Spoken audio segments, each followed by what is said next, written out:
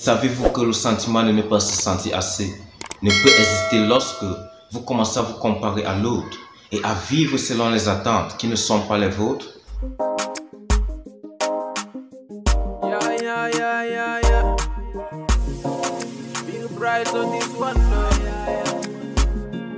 Heavenly Father, to you be praised. You're the reason why I lift my voice.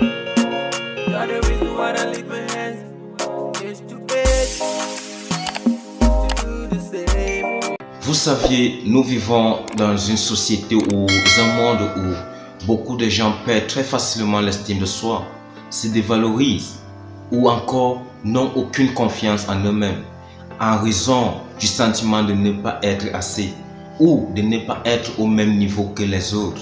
Chers amis, savez-vous que le sentiment de ne pas se sentir assez ne peut exister lorsque vous commencez à vous comparer à l'autre et à vivre selon les attentes qui ne sont pas les vôtres?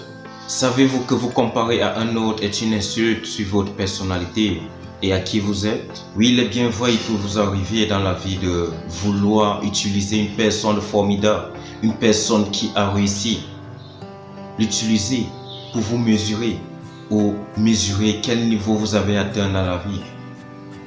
Très bien, cela est très normal, mais le seul résultat auquel vous devez vous attacher est ce résultat de vous étant devenu une personne plus meilleure que ce que vous étiez avant et ne pas forcément chercher à être au même niveau ou à être la copie exacte de cette personnalité que vous admirez. Définissez vos propres objectifs en fonction de ce que vous voulez réaliser dans la vie et non de ce que votre prochain ou voisin a ou possède.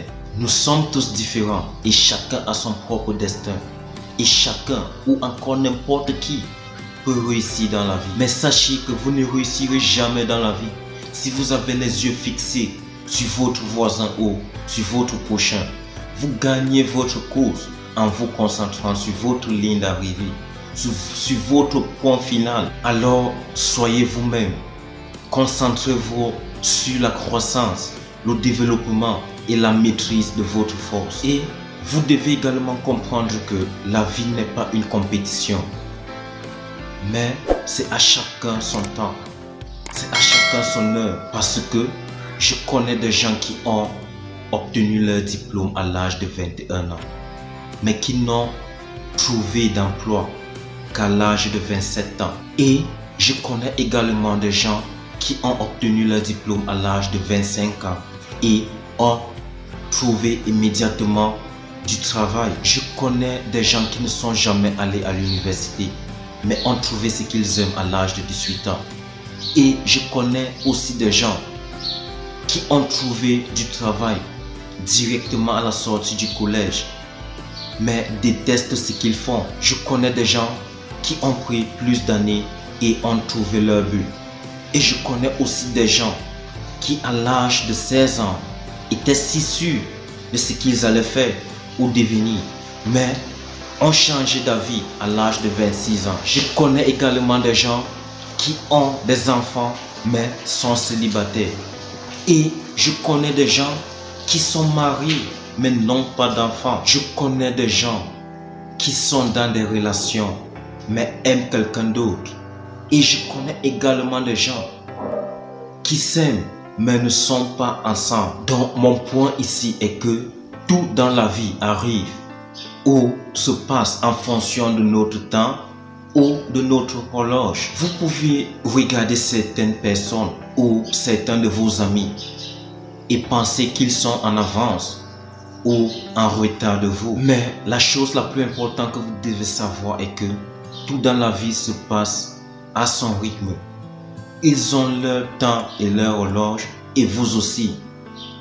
Donc soyez patient et arrêtez de vous comparer aux autres. Savez-vous qu'à l'âge de 25 ans, le président milliardaire américain Mark Cuban était barman à Dallas, tandis qu'il a fallu 32 ans pour que Joanne Rowling soit publiée pour Harry Potter après avoir été rejeté par 12 éditeurs. Amancio Ortega a lancé Zara quand il avait 39 ans.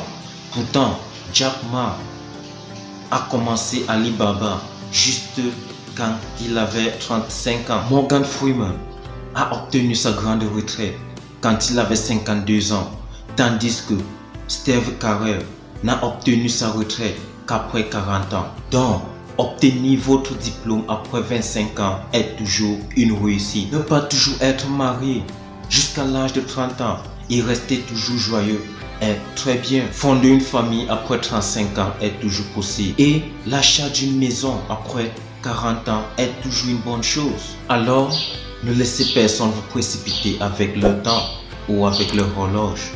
Car comme l'a dit Albert Einstein, c'est pas tout ce qui compte qui peut être compté. Et c'est pas tout ce qui peut être compté qui compte vraiment. Et c'est ça la chose la plus importante. Vous devriez être en mesure de vous créer des vies significatives et utiles pour vous-même. Et apprenez à l'utiliser pour avoir des impacts et faire des différences dans des vies. Et ça sera un vrai succès. Merci.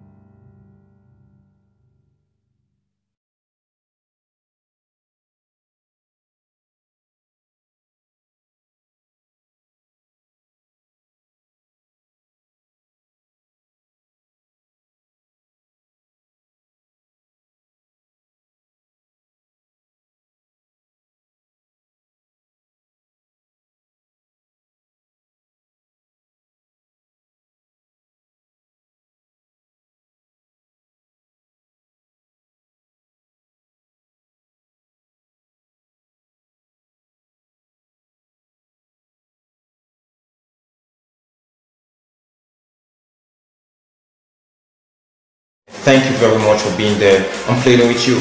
Stay connected. I promise you guys, I'll keep on creating, I'll keep on bringing on good content, great content that will keep you lively, that will keep you motivated.